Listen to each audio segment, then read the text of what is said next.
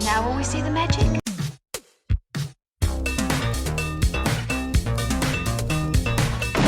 All right, where's Murray? Okay, who is it? This is Jesus, kid. Know then that it is the year 10,191. Yes, we are bored. We're all bored now. Hi, good night. Good night. Hello and welcome to Mary vs. the Movies with your host Mary Jones. And I'm Dennis Ling. Jeez, why? Why? I was working myself up for it. Working yourself up for what? I don't know, trying to bring myself back from Footloose. I mean, yeah. The torpor that was Footloose. God, the worst part about Footloose is it wasn't even that it was offensive, it was just boring. Yeah. Let's not think about Footloose anymore. We've had over a week to think about Footloose. I don't want to think about that. Sure. We are on to a different musical by the same director, though, which is crazy. What are you doing to us? Well, it's an accident. It was purely an accident. Okay, so this is a movie. The reason I picked this movie, it's Pennies from Heaven, all right? It was playing on TCM. It was already on our list. You know, I kind of threw on every Steve Martin movie that I have not seen. All of me? Yeah, that's on the list. Okay. I've never seen All of Me. I've never seen The Man with Two Brains. I haven't seen that either. Yeah, I feel like there's like another one. I mean, you know, we've covered a fair number of Steve Martin movies, and honestly, there's nothing that I haven't liked. Is Grand Canyon on the list? I don't know what that is. Oh, that's an early 90s movie. No, I'm okay with going into the early 90s. I'm even tempted to do like LA Story, which I think is like 91. Yeah, Grand Canyon's like around the same time. Okay, we're definitely going to do My Blue Heaven. Yeah. I'm sorry. And the reason we're going to do My Blue Heaven is one, friend of the show, not that anyone, he's never been on here, but our friend Tim likes that movie, but also it's a quasi sequel to Goodfellas. Yeah, So, I guess. yeah, I mean, kind of, sort of. So anyway, this is another Steve Martin film that, like, I've never seen. I didn't even really know about it, but I had thrown it on the list. And TCM was showing it, I don't know, like 2-3 weeks ago, something like that. Within recent history, enough so much that it was on the Max app. I hate calling it that. Can we just, once again, The Hobo app. I hate, yes. HBO. HBO. As far as I'm concerned, it's the HBO Max app. I hate calling it Max. I hope David Zaslav is thrown into a volcano. It was on there.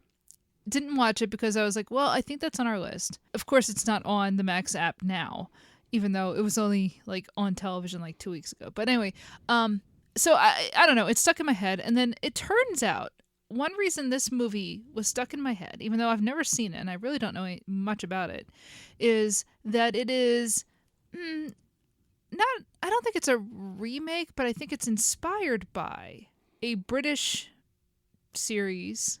And when you say a British TV series, you know, in America, this could just be a miniseries. It's like probably 6 episodes, and that's it. You know, it always blew my mind how like British television has like 6 episodes, and 2 of those were Christmas specials. Exactly.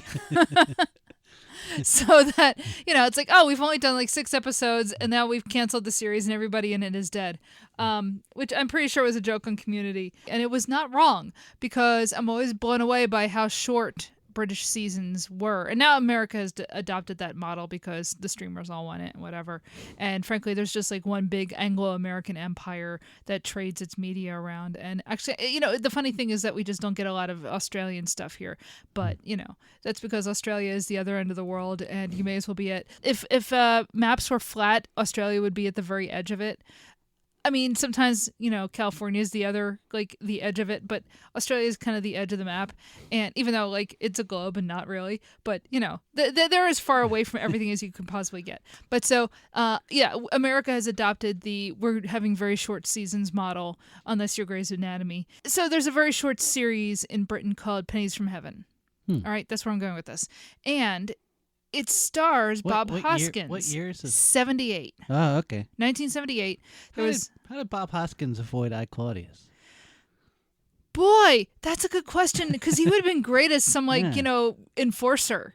Like I just know. like a thug. Like there is like a Get in there. Right, because like there's a guy during the reign of I think like sometime during Tiberius or Caligula, and it's like him and his wife who are like doing like black magic against Germanicus. Do you remember this? And Germanicus ends up dying. Germanicus, who is Claudius's brother, right? Yeah. So there's like a whole scandal, and if I remember, they both have these kind of like Cockney accents, which is great. I mean, God, I love Claudius. I kind of want to go back and rewatch it again. I've watched it many times, but yeah, I mean, Bob Hoskins. It would have been fun to see him again with that Cockney accent as a Roman. It would have been kind of great. So he is in a series called Pennies from Heaven, and the only thing I know is the British series is set during the 1930s. And I believe it is a musical, right? And I believe it's supposed to be kind of depressing. So we know that he can sing from Roger Rabbit. Well, it's more of a sing spiel. Do you know what I mean by that? Yeah. Yeah, and that's fine. Look, I don't know. So I've never seen Pennies from Heaven, the British series. I just know that it exists. And the only reason I know about that is because when we did The Long Good Friday, I started reading up on like his, honestly, his pre-Roger Rabbit career. That's terrible. All you cared about. Yeah, I know. and that came up. So when I saw Pennies from Heaven, this film that we're going to watch was on TV, my brain went, oh, that's familiar. And I didn't quite make the connection until I think somebody online had said something to me. Because otherwise, I just saw, Steve Martin is in a musical set during the 1930s. He's with Bernadette Peters. And the only image I had to work with was two images. One, him, I think Bernadette Peters, and another woman singing into a microphone as if they're on the radio. Right? And you know how I feel about old time radio. Yeah. Yeah, I love it. And so, of course, I'm just like, oh, yeah, I want to see Steve Martin being a guy on the radio singing into a can. And so I thought, oh, this will be like maybe a fun comedy. I know it sounds weird to be like, oh, I can't wait to watch a comedy set during the Great Depression. But, I mean, I've seen a lot of good comedies made set and dealing with the Great Depression. Oh, Brother, Where Art Thou? But then there's like stuff actually made during the Great Depression. Did you see Razor's Edge? No, that's on our list. Yeah. That's on our list. I mean, that's, 40s? Yes. I think. But, Yeah. Bill Murray. set during the 40s. Yeah. But it's the same thing where it's like someone that everyone wants to be funny is not being funny. You're like... Well, that's the thing, because so I said about like, oh, this is going to be fun. And then somebody said, yeah, no, this is basically like Dancer in the Dark with Steve Martin. And I went, oh, no, what have I signed us up for? So, okay, the other image that I caught online. You should see Dancer in the Dark. It's not bad. Okay, we'll get to that in a second. Mm-hmm. The other image I caught online when I said like, oh, I'm going to watch this was there's at least one scene that is a takeoff on Nighthawks. Yes, the Harper painting. Yeah. I'm sorry. There's a movie called Nighthawks with Rutger Hauer. Now it's like, oh, I've won you over. No, you haven't. No, the Edward Hopper painting in Chicago. So first of all, does that movie have anything to do with the painting? It does. It's about the painting. I don't believe you. I couldn't believe you less. I truly don't believe you. You know what? You could have the ghost of Rutger Hauer appear over your shoulder right now and tell me, oh, this is about Edward Hopper, and I would not believe it. That's him nodding. No. So anyway, so yeah, there's an image of him singing into a microphone with two women. I think one is Bernadette Peters, and the other image is something to do with Nighthawks. So at least it's dealing with like images that make you think of the 1930s and 40s, right? Mm-hmm. Okay. So, yeah, there's that, but it's like, okay, is it depressing? You just brought up the Razor's Edge. Again, Bill Murray and Steve Martin are kind of interesting in that these are guys, and like Robin Williams is kind of the same thing in that these are guys who are famous for being comedians, but who always wanted to be dramatic actors. Now, there are differences between them. Now, I mean, look, Robin Williams went to Juilliard. I mean, I think he actually started off he actually wanted to be a legitimate actor, and it's just that he happened to be very, very good at being, a comedian. Bill Murray, I think, just started off doing comedy in terms of stand-up and then performing. He was always a performer. Steve Martin's kind of interesting because he's a writer. Yeah. And he started off as a writer. And, he was a writer on television before. I think he was even doing stand-up, although he was doing kind of like performance at like theme parks and stuff like that. I mean, he's always sort of acting. But like Steve Martin's interesting because he's always been like a writer as much as he's been a performer, right? And there's always been like, even like, the thing about Steve Martin is, I feel like I did this before on the show. Like I said, like I over-intellectualize him to a certain degree where it's just like, I understand that he is very funny because he is being dumb, but he's being dumb because he's sort of being funny by being dumb, but because I know he's being dumb, it's very smart. And at the same time, you're sitting there watching it and going, nah, this is really funny because it's dumb. And it's like that bell curve of... we're at different ends of the bell curve, and in the middle is somebody going, I don't understand why this is funny because this is stupid. So you didn't see that special that I saw of his where he plays the Elephant Man, and he's got like a little trunk nose and silly ears, and no, I haven't. So that was just dumb, but Yeah. but like dumb in like that teenage dentist was like, yes, this is what I want, or preteen or whatever I was. But yeah, so here we are. We're gonna watch a Steve Martin movie that is apparently not a comedy at all, and I'm a little worried that this is gonna be like a huge bummer. Again, it was compared to a Lars von Trier movie. Oh no. So, what do you think this movie is about?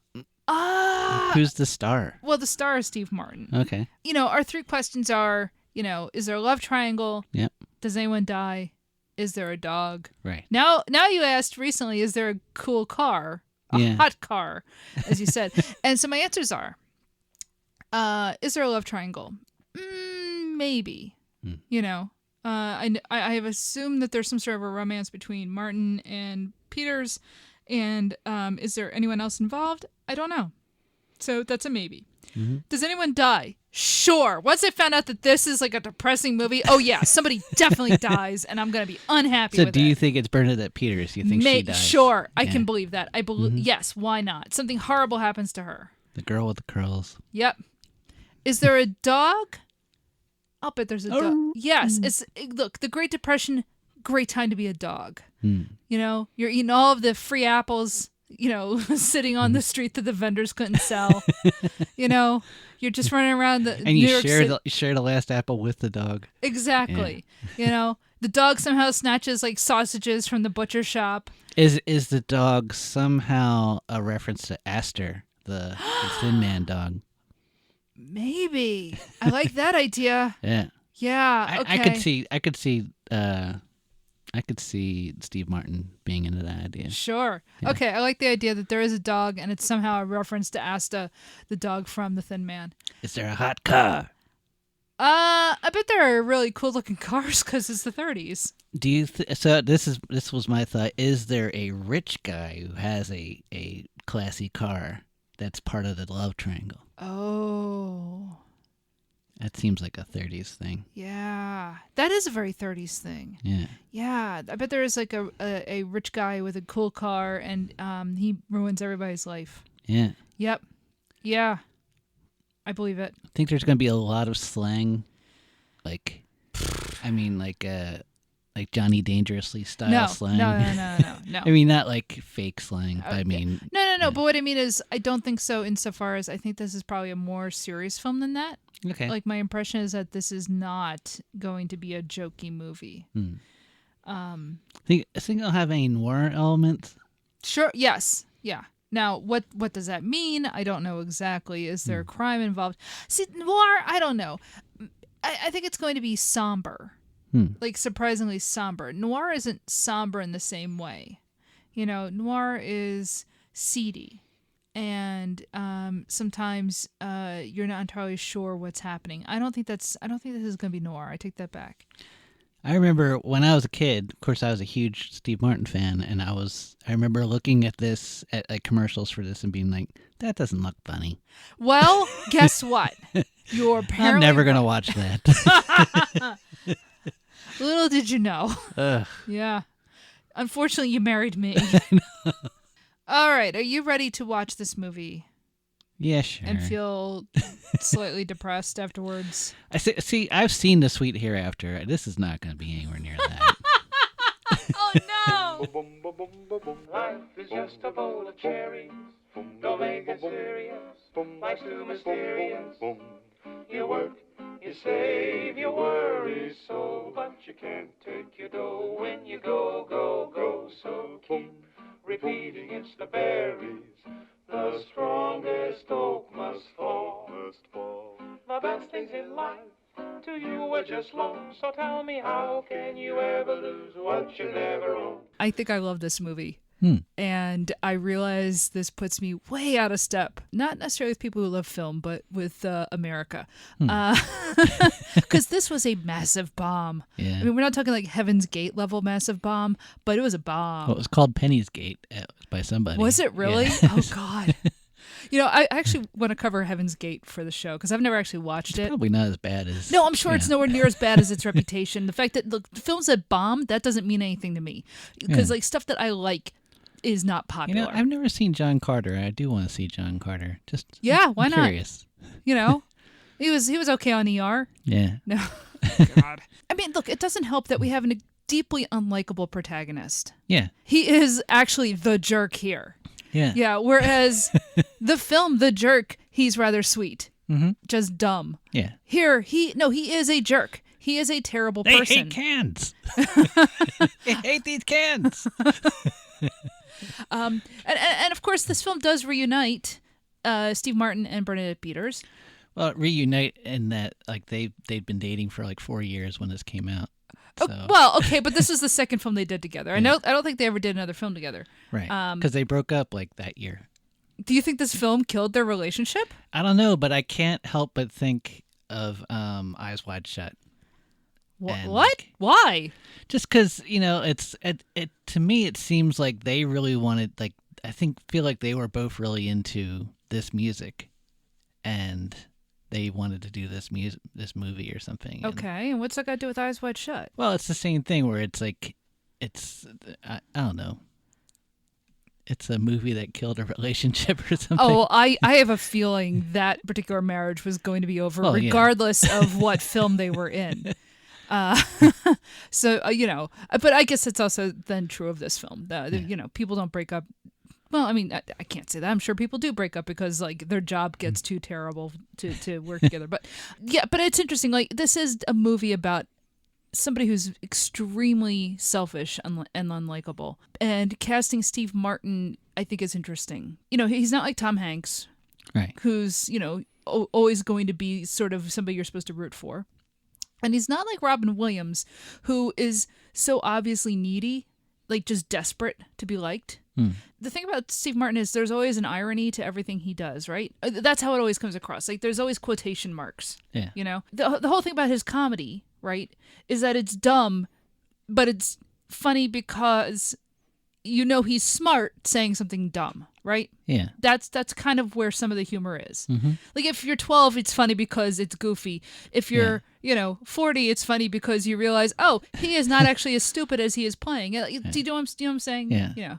But you can always tell there's a polish to what he's doing. Yes. Like that it's the timing is just perfect how he does things. Yeah. So. Yeah, I mean, there is something very old-fashioned, old Hollywood about the guy. Yeah. Right? And it works great for this film. Like, I actually think he's a great choice for this film. But part of that is also, it makes watching somebody who's unlikable, because you don't entirely know how to relate to Arthur. Right. In this movie. And I know that can be really off-putting, and I'm sure people found that off-putting when they saw it. And I get it, but I don't mind watching somebody who's unlikable. I don't know why. I don't know what that says about me. But no, I found this a really interesting movie, and he's an interesting choice. I was surprised at a couple things. One, all of the musical numbers, the vocals are lip syncing to original recordings from like the 20s and the 30s and whatnot. And that's an interesting choice because this is a musical, but it's not the way that musicals would be where you'd have like the performer singer or you assume it is, like there were people who got dubbed.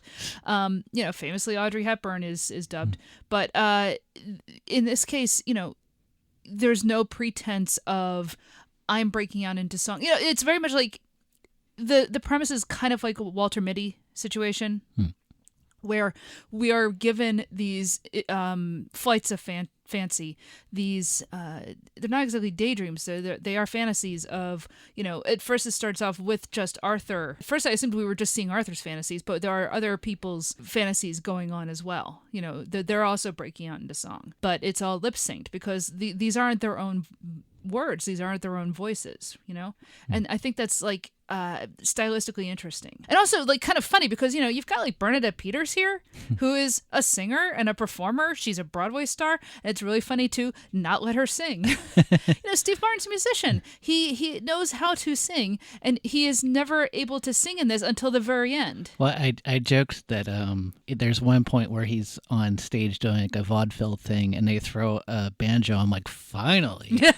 He plays like a second and throws it back. And it's just mime playing too, which is fascinating given who he is. Yeah. It's like there are little things in this film like that I thought were brilliant. And the fact that when it goes into these Broadway production numbers, these musical numbers, where that's where his wild and crazy guy persona actually gets to come out and play a little bit, and he gets to be silly and a bit rubber limbed, and it's a different mode from the rest of the film where he's very seriously acting, and he's good. But the transitions between, like, it makes a really interesting dichotomy between when they are doing the fantasy sequences and you have that more familiar Steve Martin at the time persona coming through, like the vaudeville sequence especially really stuck out to me. But that one that kept reminding me of Naomi Watts in King Kong.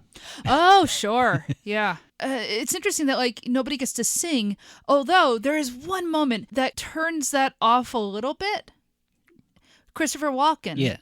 In his like really show-stopping, scene-stealing moment, he gets to kind of actually vocalize. He's not singing the song that's playing, but he is sort of like occasionally vocalizing along with it, and you actually get hear him grunting as he dances. It's kind of really interesting that he's like the one person until Steve Martin at the very end who actually gets to use his own voice. Yeah, I don't know how to interpret that just yet, but I think that's a really interesting stylistic choice. Yeah, and he's only in one scene. Because like when they're doing the credits, like they don't show him until the end, and it's like, and Christopher Walken is Tom, I think his name was. Yes. And I was like, man, he still hasn't shown up yet, and he really does steal the movie with his one scene. It's amazing. It's fantastic. Yeah, and as Anne was sayay my sister, yeah, she was saying like, oh, I guess they saw this for the weapon of choice video, because like there's some moves they does that's kind of like that. Oh, that's true. Yeah, that's true. Now we know Christopher Walken is a dancer, so I wasn't surprised by his moves in this. But then again, I'm watching this in 2024, not in 1981. I don't know if people knew he was a dancer at the time. Yeah, the deer hunter is dancing in front of us. Well, actually, at some point we're going to cover the deer hunter. Yeah. So, but he's great in this, and I mean. He's also like unlikable but charming. Yeah. He plays a pimp, and but it's just such a, I don't know, like just watching him dance was so good in this. Arguably, it's a very sour movie. And again, what does it mean that I thought it was brilliant? Yeah. Whereas my mom and sister are like, I don't know about this. Not a movie that's going to do well in 1981. No, and that's actually a really interesting point. So 1981. So this is set during the Great Depression. If this was done in 78, probably totally different, or like 74 or something. Oh yeah, see, if this had been come out in the 70s, I think it would have done so much better. And the thing is, like it Paper feels Moon time. Well, that's exactly where I was going to go. It feels like a hangover from the 70s. Yeah. This movie, it absolutely does feel out of place for Reagan's America. It came out in 81. It's set in 1934. In the 70s, you had all these films that were, going back to the Great Depression. Because, for one thing, films work in these cycles of, we end up looking back 40 years, 30 years, whatever. Like, there's a reason why there was all this 80s nostalgia, and films referencing the 80s and all this stuff about, bringing back the 80s. I mean, my God, they made a sequel to, Bill and Ted, which is great. I actually really liked that movie. That was a lot of fun. But the Great Depression for the 70s into the early 80s, I guess, was what the 80s are now, right? Into the 90s. It's like a 40-year difference. Yeah. Same as like the 80s now. And the people making media, people writing, the people, directing, whatever, they can remember that time period, or they grew up on, like, say, movies that came out at that time. Maybe they were too young at the time, but, they saw the stuff that came out later, right? Or they have kids and they're thinking about their parents. Yeah, absolutely. It's like, oh, I'm the same age as my parents at that time, and, what were they going through? That right, kind of thing. Yeah. So, like, there was a whole spate of films and things that were referencing movies at the time. Another movie that we're going to cover at some point that is kind of not dissimilar in its own way is Bugsy Malone, in that it's also set in like the 1930s, I think, but it's like kids playing gangsters in a musical. It's an insane idea for a movie. It's a bizarre film, and I think it's. I think I might skip that one. Are you serious? No, that sounds horrifying to me. You're going to have to handcuff me, I think. I may run. It's got Jodie Foster. I may still run. Look, it sounds fascinating, and I feel like it's the same guy who may have made The Wall.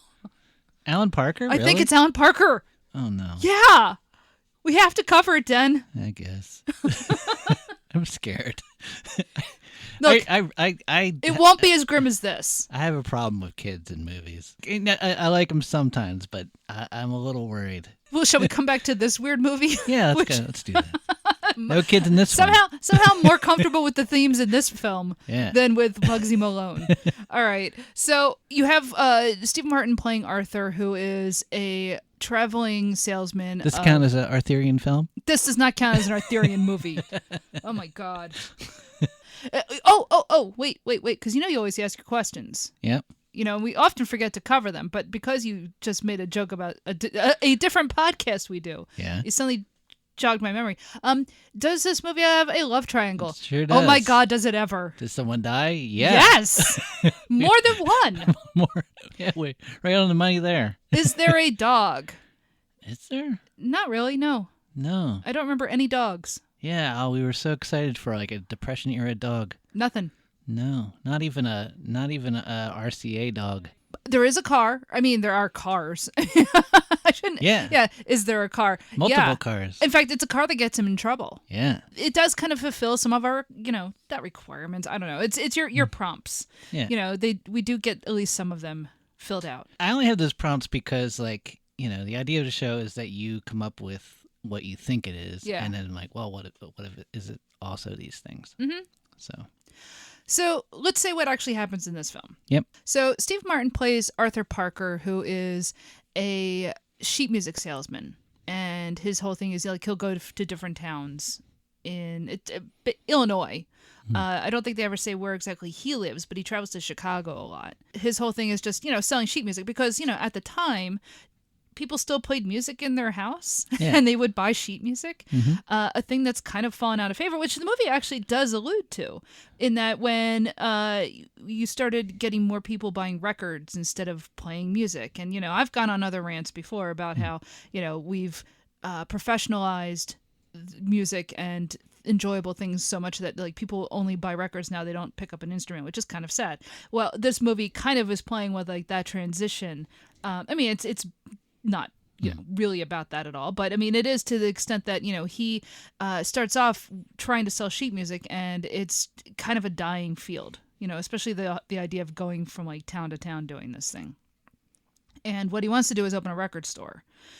And the only way to do that, though, because it is 1934 and nobody has any money, is his wife has an inheritance and he wants her to break into the inheritance so that he can open a record store.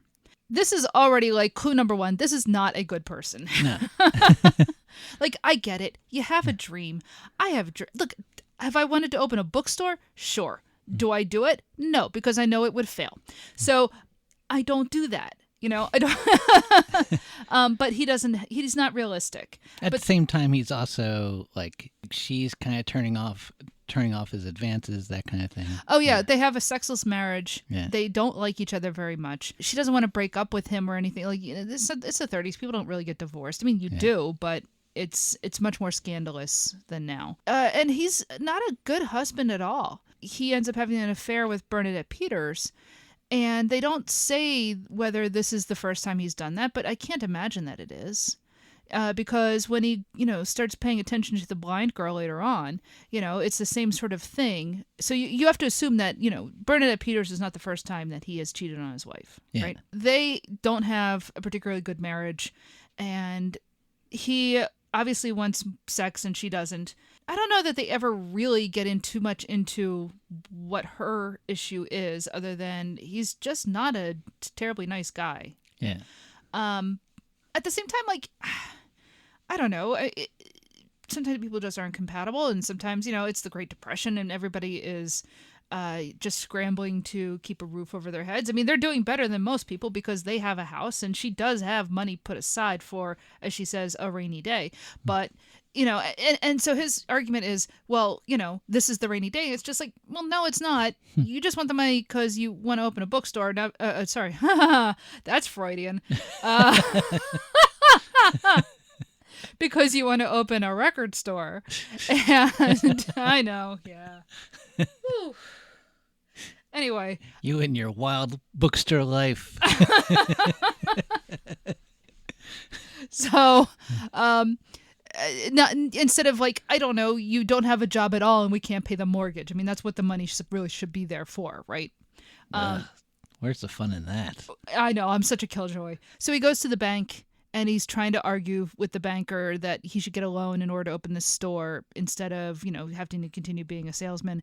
And the banker's like, look, you have money. And he's like, I don't, it's my wife's. And so you have this transitions into a musical sequence of him and the banker. And it's basically a riff on We're in the Money from Gold Diggers of 1933. Yeah. Right down to women with like the coins, wearing the coins and everything. It's great. It's like there was an earlier part in the film where he is like suddenly lip syncing to a song, but you don't get like a full production number yet, right? So this is like the first really big production number. It looks like Busby Berkeley. It looks like, Gold Diggers. And it's kind of that same theme of, he imagines the banker just giving him big sacks of money so that he can open up his store, and it's great. And of course, that's not what's actually happening. And so that's the sort of the sequence through the film of he has these imaginations of getting what he wants. He, ends up imagining the songs that essentially he's selling the sheet music for. And, so the music that he consumes then becomes his way of having fantasies, right? It's like a really interesting way of communicating that idea. I think he doesn't get the money and he ends up, still going off and selling his sheet music, and he sees Bernadette Peters and he instantly falls in love with her. If you want to call it that. Poor Bernadette Peters in this, man. Yeah. She's an innocent school teacher. I mean, she's played as an absolute innocent. Like, she's a little on the naive side, but she's also desperate. As only Bernadette Peters can play, really. Yeah. It's like there's just something about her that she can really play that part really well. It's interesting how she's able to navigate going from not naive exactly, but innocent. Yeah. Right? And yeah, it's kind of hard to explain what the difference is. It's not like she doesn't understand what's going on, but there's something sort of sad and pure about what she wants. She has this very quiet, desperate life as a school teacher. She doesn't have anything else. Like, she has a brother, but that's about it. And she lives like isolated, goes into the city to teach. And now you have this man paying attention to her.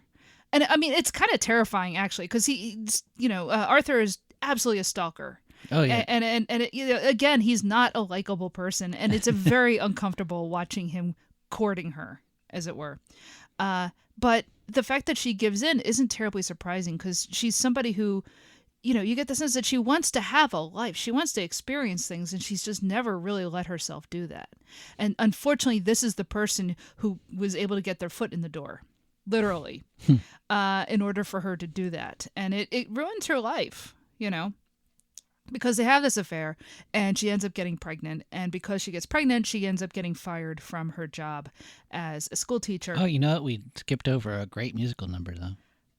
Which part? Which one? Oh, when she's with the kids. Oh, that's true. I didn't even talk about that. Yeah, there is a wonderful musical number, which again actually reminds me of a number from Broadway Melody of 1935, which is it 35 or 37, where there's all these pianos. Oh yeah, I know that one. Exactly. Yeah, and I can't remember which film it is because there was a bunch of them in the 30s. But in this case, it's a bunch of children. Their desks become pianos, and everything is like white in their own white tuxedos and dresses and stuff. And the kids are all dancing and fake playing instruments, and it's fantastic. And she's in like this sequin gown, and I mean, it's just it's like that very Busby Berkeley. For me, it was the most like. Because all the numbers are supposed to be kind of the opposite of what's going on.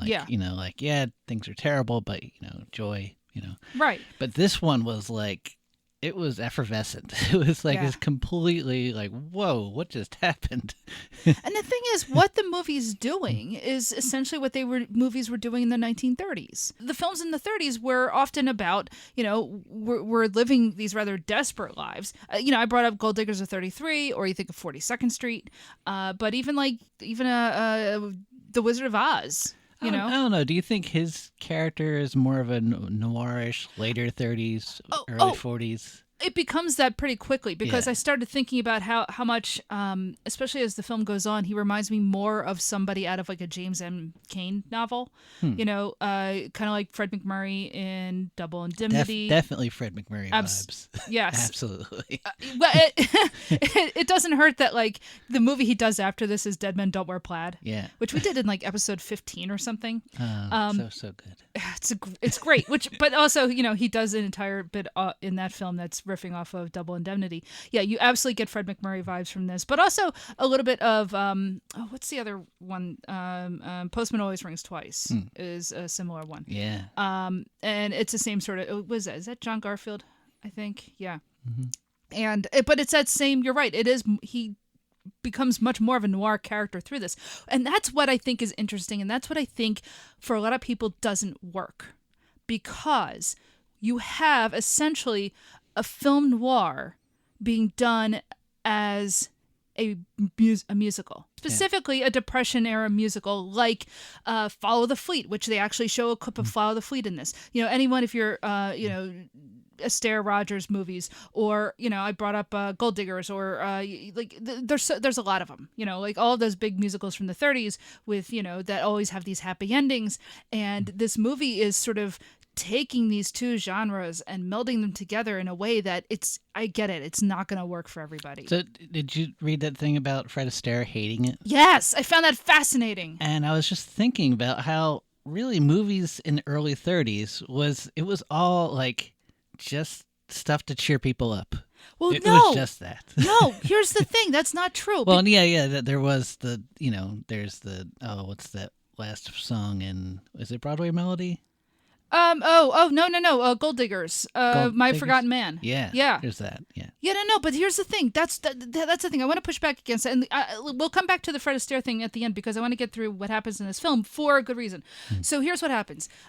He's fooling around with Bernadette Peters, and his wife knows what's going on and is getting angry and angrier, and their relationship is falling apart. And also, their sex life is really not good, and it's all like it's borderline. I don't know if he, you're getting into that whole, like, we now have ideas about consent that frankly weren't really there at the time. Yeah. Not even in the 80s. Definitely not in the 80s. Yeah. And so what comes off now as, let's be honest, a bit rapey, probably didn't come across the same way back then. Yeah. But he's definitely forcing himself onto these women. When his wife says no, he doesn't go through with it, but it's very huffy and angry, right? So he does have a limit. And Bernadette Peters starts off saying no and then says yes because she does actually want this. And she's kind of admits that it's, no, I actually wanted this the whole time, which also is a thing that some women, sex is very complicated. Their relationship is falling apart. So because she knows that he's having this affair and she's getting angrier and angrier. Meanwhile, because it's the Depression, he is driving around as a salesman. He picks up a hobo at one point. This is actually how he ends up seeing Bernadette Peters. Is he brings the guy into Chicago, and the guy is busking on the streets, and they have an interaction. He feels sorry for the guy. Takes him to a diner, buys him some food, and there is another fantasy sequence of the hobo dancing to Pennies from Heaven. It's a fantastic scene. I mean, this really is gorgeously done. So they're in the diner, and the wall of the diner. It's really effective how he's like this kind of slow, weird guy, but then when he gets up and dances, it's this amazing thing or something. It's a fantastic sequence, yeah. And so the wall of the diner pulls away, and you have this huge backdrop of photos from the Great Depression of human misery, basically. Yeah. People starving, people on bread lines, people picketing. There's a sign for the NRA, not that NRA, the National Recovery Act. And he's dancing to Pennies from Heaven as all of these coins are showering down on him. And it's a fantastic sequence. I mean, really just stunning. While he's dancing, it seems like he's kind of floating on the coins, sliding on them. It's really amazing to see. He's not quite right in the head. Yeah. And so he ends up murdering a blind girl who Arthur earlier in the film is also kind of trying to pick up at one point, and she fobs him off. They come across each other later. The hobo comes across the blind girl and ends up raping and killing her. Because he's a hobo, he just disappears from the story, essentially. And although he almost runs him over at one point. Well, he does, yeah. Arthur almost runs him over. Yeah. Arthur, unfortunately, just happens to have accidentally left evidence behind at the scene because he just happened to have been there. The cops assume then that he is the one who raped and killed her because he ends up driving past the crime scene at one point. They get his license plate. They assume that he had interest in what happened. And, he does, but he's not the one who did it. Yeah. And so then a lot of the film is about essentially the police are circling in on him as their suspect. His wife basically says, yeah, I know he's been cheating on me, so frankly, go and get him. Yeah.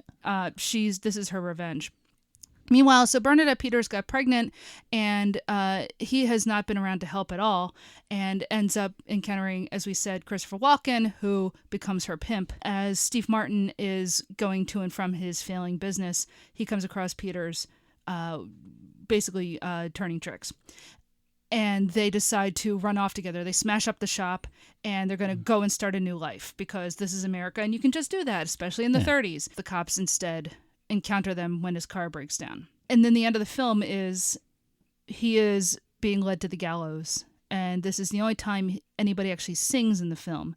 He sings the song Pennies from Heaven. And then the movie just stops and says, wait a minute, you have to have a happy ending. This is a musical. Songs don't have, sad endings. So then we have a big dance sequence of, again, kind of like the Gold Diggers were in the money scene with now the women are all wearing pennies instead of the silver dollars from earlier. Steve Martin and Bernadette Peters get to go off to a happy ending. I think it's obvious that, this is fantasy. This is a fantasy. Yeah, this is like the end of Brazil. This is like occurrence at Elk Creek Bridge. This is not actually happening. But the reason they're saying, they do this is it's like the whole point of these musicals was to give people happy endings, right? Rags to riches stories, people find love, etc. And so this is kind of making a very sour version of that because he's so unlikable, because he is being put to death for something he didn't do at all. He's not a person who deserves a happy ending, though, because he's just been... But the thing is, he also doesn't deserve to be put to death, obviously. Yeah. Now, so what I find interesting is, we watched this with my mom and sister. They hated the ending. They thought if it ended with him just dying, just have him, be hung at the end, that's a good ending. Yeah. That to them would be satisfying. They thought having it end with, this happy ending, it didn't feel right. You brought up that Fred Astaire hated this movie. He had seen it because they put in that bit from Follow the Fleet in there, and he said that it was miserable, and if I remember what he said, something to the effect that, no, the 1930s were a more innocent time and, we wouldn't have done something like this. And I thought to myself, that's not true. Yeah. I've seen films from the 30s, and I'm thinking, and on the one hand, yeah, you have like your pre-code movies, and you would absolutely have downer films from that time period. Was it Merrily We Roll to Hell or something like that, or Merrily We Go to Hell is a good one. There's all kinds of movies. I can't think of like everything off the top of my head, but there's like a bunch with like Barbara Stanwyck. Yeah, what's the one? Babyface? Babyface. Yeah, they had to change the ending of that one actually because it was too much of a downer. Great movie though. And again, not an innocent picture at all. Quite the opposite. But that's like you know what? That's kind of the same vibe as this film. It is the same vibe as this film. Like people like enjoying the bad life and then paying for it. Yeah, exactly. Like we said, this movie is kind of marrying noir and the 1930s musical in a way that feels really strange. And the fact that Astaire's reaction to this was that like, no, we lived in a more innocent time. I'm just like, no, you didn't. You absolutely did not. This film is much more true to what the 30s were like. And that sounds a really weird thing to say, given what this movie is. But insofar as nothing, no, things were not innocent. I mean, come on, man. I've seen all those movies. People get this selective memory. And I found it really interesting that somebody would be saying that in 1981. People always look back and they say, no, when I was young, when I was doing this, we weren't corrupted like people are now. We weren't cynical like people are now. People today are, you always have people who their reaction to whatever is current and somehow, especially if it like refers back, they're going to say, no, you got it wrong. We weren't as bad as you think. Right. That's again, it's like, people who will get nostalgic for the 50s. That's when things worked out right. And you didn't have, I think of it this way. If you remember when, I don't know if it was George H.W. Bush or Dan Quayle, I guess it was George H.W. Bush went on television, was complaining about how, we have families like The Simpsons on television and not the Waltons, which always stuck with me because, of course, I was a kid and watching The Simpsons.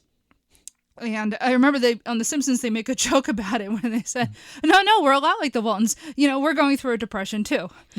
People forget there was like a really gnarly little recession at the end of the first George Bush's Wait, did you say depression? Well, they made a joke that they were in a depression. It's a recession. They told me it was a recession. They told you? They did. It's exactly what they said back then. Oh, Really? We're having a recession. It's not a depression at all. I remember We're extremely happy about it. I don't know what the reasoning was. Because here's the thing, like, I mean, I was a kid at the time, but I remember it not being a good time at all, man. Like, factories were closing, people were out of work. Like, they were really tough times. There's a reason Clinton won with it's the economy, stupid. Like, that didn't come out of nowhere, and so for George Bush to go on television and complain about The Simpsons not being like the Waltons and them to kind of say, actually, it kind of is. But that's also, like, not being fair to the show The Waltons. Yeah. Which is a much more interesting show than I think people remember. But it was also basically about a bunch of like New Deal Democrats saying, hey, it was kind of good when the government was helping out with stuff and kind of kicking against what was the mood in the 70s into the 80s. I'm not going to go off on a whole thing about the Waltons, but, it's actually like, it's not The Simpsons, but it's more interesting than that. But that whole idea of, no, people were more innocent in the 30s or people were more innocent in the 50s. And wouldn't you want to go back to that time? That whole toxic nostalgia, right? And this film is much better than that, right? It's not surprising that somebody like Fred Astaire has that reaction, but he's wrong. You're telling me the mailman from Santa Claus Comes to Town is wrong? Absolutely. Sheesh. Also, he never delivered my letters. I didn't get what I wanted. He was too busy dancing with the squirrels. A jerk. I asked for a full-sized cat's lair from Thundercats. Did I get it? No. I got the miniature ones, and that was nowhere near as good because I had the full-size action figures, and you can't cram a full-size Lion-O into that tiny little cat's lair. What are we even doing here? I obviously did not get all the way to Santa Claus, and I blame Fred Astaire. You know what? I don't think I've seen that. I kind of want to see what like. I'd have to like find a picture online because one of the times we moved, my mom kind of threw out all the toys. Aww. I know. I'm still kind of mad about that one. This podcast is called Mom.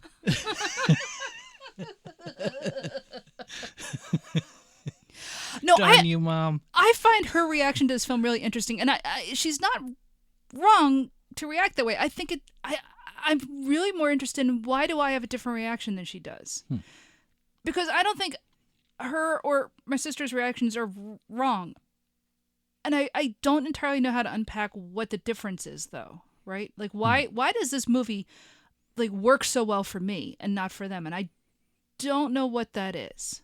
You know. And I just find that like different people are going to have different reactions to films, and you know, people's reactions aren't illegitimate, right? I wonder why I have a completely different reaction. Maybe I'm more sour of a person, in that, you know, I thought what is admittedly kind of a weird sort of. I think this movie is kind of difficult in that you could take it almost as it's not lampooning musicals at all. But it's sort of taking what's the obvious artifice of the big movie musical. It's sort of pointing out the artifice to the point of maybe being a little angry about it. Does that make sense? Yeah, I feel like now I know Martin didn't write this, but yeah, it feels like it's kind of the vibe of it, and I do wonder if that's the original show had that or not. Yeah, I have no idea. Of course, the original show was British, and there's nothing more sour than British television. Yeah. I did see like Bob Hoskins and the other guy. I forget who the other guy was, but like they were mad that they weren't considered for it. I mean, the thing is, Hoskins, I think would be fascinating, and I really want to go back and watch the British show because I can totally see how he would work as this kind of character, having seen him in like Mona Lisa, for instance. I mean, I can totally see how it would be a similar sort of guy. Yeah. I can see why he'd be kind of frustrated. Like, hey, wait a minute, I did this, you know? What's fascinating to me about the film is this whole certain films are made to make film stars and define like who you think this person is. Like if you see like early Harrison Ford films, like he acts very differently. He's very more low key and not as, I don't know, personable or something. But yeah. And I just think like had this become a hit, what would have happened with Steve Martin? Would he do more films like this? Like would we know him more as an actor? I don't know. Well, I mean, the film he does right after this is Dead Men Don't Wear Plaid. I don't know if it was right after. It was like a year or two later. Right? Yeah, a year. Yeah. And so I guess he was working on it at the same time. Yeah. I kind of feel as though, yeah, this was a flop. I think he kept trying to go back to things like this, though. Like, if this had begun, I don't think this could ever have been a hit. Yeah. And, you know, yeah, if this had been a hit, what would his career have been? I don't know that it would be all that different, to be honest. Because, you know, so what does he make after this? So he makes Dead Men Don't Wear Plaid, but he also makes something like Three Amigos, you know, which is also kind of playing with those old musicals, but at the same time, I mean, granted, that's a much more cheerier film, but, you know, I think he kept going back to older things. But I think, like, the next few films he did, he definitely is the wild and crazy guy again. Yes, absolutely. I mean, when did he start getting more dramatic? I mean, like Parenthood. Roxanne a little bit. Yeah, Roxanne, there you go. That's but Roxanne's great. Oh, it is. Yeah. Yeah. I mean, I guess that's kind of where he gets into that second gear. Yeah, that's true. Interesting thing about this movie that, I mean, again, just felt like it was made for me. There are like 4 different tableaus based on paintings, 2 of which are Edward Hopper paintings, one of which hangs in our bedroom. So, there's 2 things. One is, it's like Hudson Bay Company, and that's the scene where the women are walking wearing furs. That's based on a painting from like the 30s. And there's another one, 20 Cent movie, that is them outside the movie theater. Okay, so those are 2. But then they do Nighthawks, when he finds Bernadette Peters on the street and they go to a diner to talk over what's been going on, and it's Nighthawks, and I'm just like, thank you, obviously, yes. And that was subtle. Yeah. But as subtle as this movie. I know. And the other one being New York Movie, which is like the movie theater with the charrette and everything. And, what, a year and a half ago, we went up to the Whitney and got to see New York Movie, New York Theater, that particular painting. Yeah. It finally got to see it in person. I've seen Nighthawks like twice now at the Chicago. Yeah. And I love Hopper. I love him so much. And this movie is very much like evoking Hopper. It's set in Chicago. I know Hopper was usually painting New York, but just the way that cities looked in the 30s, I'm not surprised they went there. I'm glad they went there. Chicago looks more like the New York of the 40s now, anyway. That's true. A little bit. Yeah. Yeah, Chicago is, God, I really want to go back to Chicago. It's such a great city. Yeah. I love the architecture Mm-hmm. in there. So I love the way that this is also evoking paintings of the time period as much as it's evoking, music of the time and films of the time. It's a really weird movie, actually.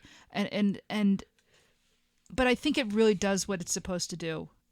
Again, I'm not at all surprised that it doesn't work for some people, though. So how do you feel about the Fred Astaire number where he goes into the screen, basically? Oh, I love it. Oh, my God. So they're at the movies, and they're watching Follow the Fleet, and this, what is it? Let's Face the Music and Dance.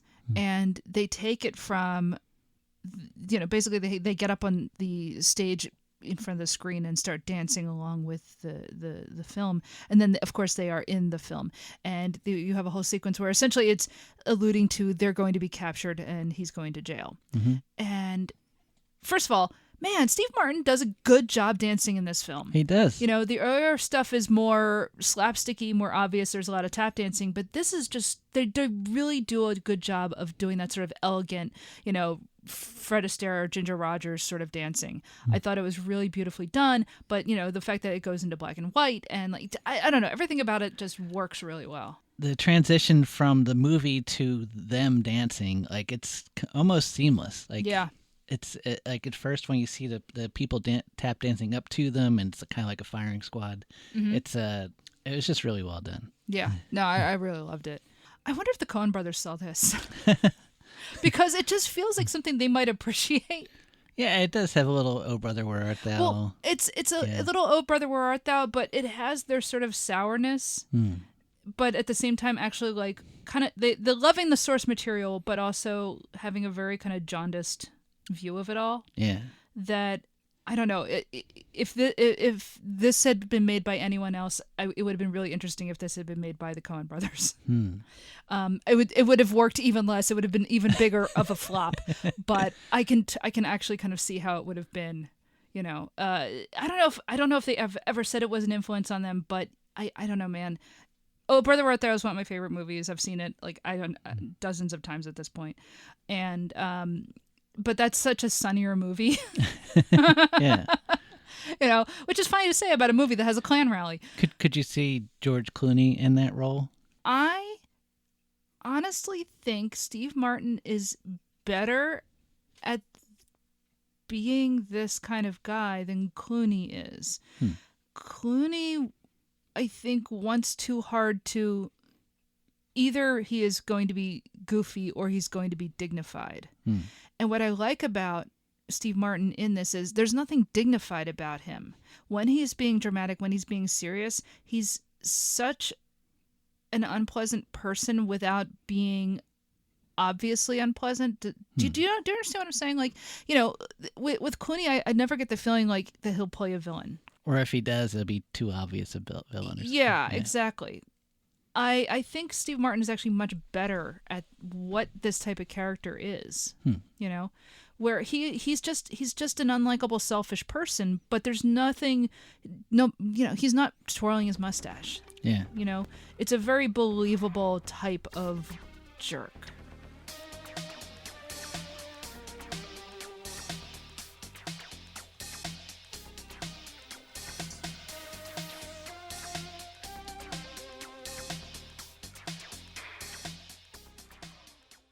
So that was Pennies from Heaven, starring Steve Martin, Bernadette Peters, Jessica Harper, Vernell Bagneris, and of course Christopher Walken, who it's one scene, but it's a heck of a scene. Directed by Herbert Ross and written by Dennis Potter. I really want to go and see his original British version. All right. You can follow us on social media. We are Mary vs. Movies on all of your major platforms except for Tumblr, where we are Mary versus the Movies. And actually, I think I'm going to start using Tumblr a bit more. I've started putting Dennis's comics that he does for the newsletter onto Tumblr. I think that's kind of a good use for it. I might start putting some longer reviews of the films onto there as well. So look for Mary versus the Movies on Tumblr. But otherwise, if you're looking on Instagram, if you're on X, TikTok, whatever, it's Mary vs. Movies. We actually have Facebook now. I can't believe it took me forever to get on Facebook, but I did. And again, it's Mary versus the Movies, so pretty easy to find. But yes, we are, I said, on Instagram. We are on TikTok. We haven't done a cartoon for a while, but Dennis has been very busy with work and everything. We have, let's see, Mastodon, Blue Sky, just all of the major platforms, I guess. We're also on all of the major, what would you call it, podcast providers? Apple Podcasts, where you can rate and review the show. We would really appreciate it if you did. We're on Spotify. We're on Overcast. I don't know, all of the big ones. I don't know what Google does anymore, how they do it. But we have, basically we're on Libsyn. So if you just get our RSS feed from the Libsyn, whatever you call it, server, and plug it into your podcatcher of choice, we will be on there. We have a newsletter that you can sign up for. And, as I was describing, we'll do a little bit longer review of the shows. We talk about movies that we're watching or books that we're reading or just, whatever sort of art we're consuming, pizza we're consuming. Sometimes Dennis does comic strips. It's pretty great. And you can sign up for that just writing to maryvsmovies@gmail.com. You can always just write to us. Otherwise, with any comments or questions, complaints, or suggestions, we would love to hear from you. Let's see. We have a Patreon where you can help support the show because this show actually does cost some money to do, especially since we have server costs and all that type of stuff and renting movies and whatnot. So for $3 a month, you can help support the show.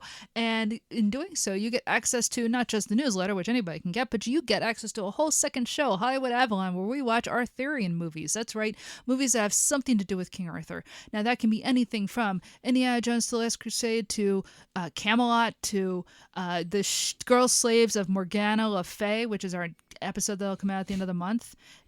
Basically, softcore French, erotica type thing, but actually a surprisingly decent movie. Very tasteful.